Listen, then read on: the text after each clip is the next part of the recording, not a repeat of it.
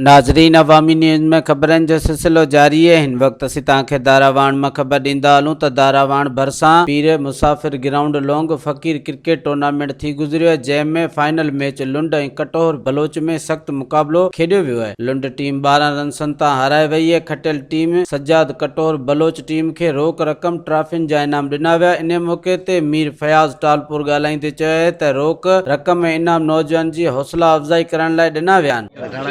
जीअं त हिते पुराणी क्रिकेट जूं टीमूं हिते खेॾंदियूं हुयूं, तक़रीबन 30 साल खां वठी तक़रीबन 15 खां 20 टीमूं आहिनि जेके हिते मुक़ाबला कंदियूं आहिनि। पर अफ़सोस सां चवणो थो पए त हिते को बि ग्राउंड न आहे, का बि फैसिलिटी न आहे। तंहिं करे गवर्नमेंट ऑफ सिंध जनाब चीफ मिनिस्टर असांजे ट्रांसपोर्ट जे वज़ीर साईं अवैस कादिर शाह हिन असांजा जिलानी साहिबान वसाण साहिबनि जे विच ते हिते असांखे को ग्राउंड ॾिनो वञे जीअं असांजा छोकिरा महिनत करे कामयाबी माण्हू ऐं अॻिते वधनि, सुभाणे डिवीज़न लेवल ते वञनि, परीहं सिंध लेवल ते वञनि, अॻिते हली इंशाअल्लाह जेको पाकिस्तान लेवल ते वञी सघनि था। असां वटि अहिड़ा छोकिरा टैलेंट आहिनि। असां बि जवानी में रांदि हिते खेॾिया आहियूं, हिते ई रहिया आहियूं तक़रीबन, पर हिते को ग्राउंड कोन्हे, का सहूलियत कोन्हे, को ॾिनो। हीअ प्रॉपर्टी हिते असांजी हुई ऐं मुंहिंजो दोस्त आहे सलीम जिस्काणी, जंहिं मूंखे हीअ इजाज़त वरिती ज़मीन जी त असां हिते रांदि करायूं। तक़रीबन 2008 खां वठी हिते हिन रांदि कराइणु शुरू कई, जंहिंजी सरपरस्ती मां कंदो रहियोमांसि।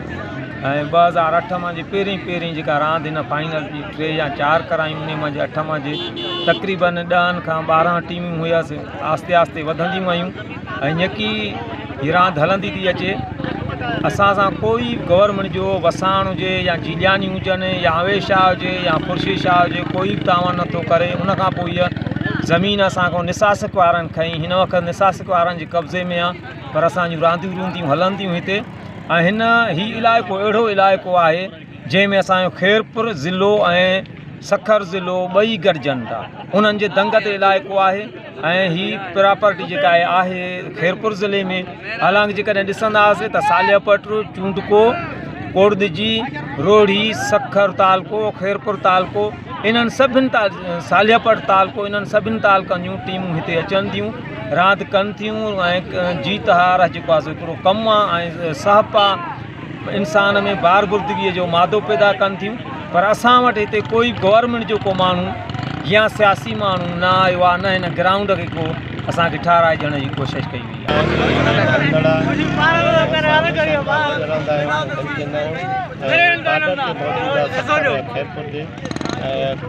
कोशिशि कयूं था ऐं असांजे वसाण साहिब खे खे बि गुज़ारिश आहे त ग्राउंड खे असांखे पको कराए ॾियनि, जीअं नौजवान खेॾनि ऐं अहिड़े ॾुखे दौर में बि कशमकश दौर आहे, उनमें हेल्थ जेकी एक्टिविटी थींदियूं, माण्हू ख़ुशि बि रहंदा ऐं सिहत बि सही रहंदी।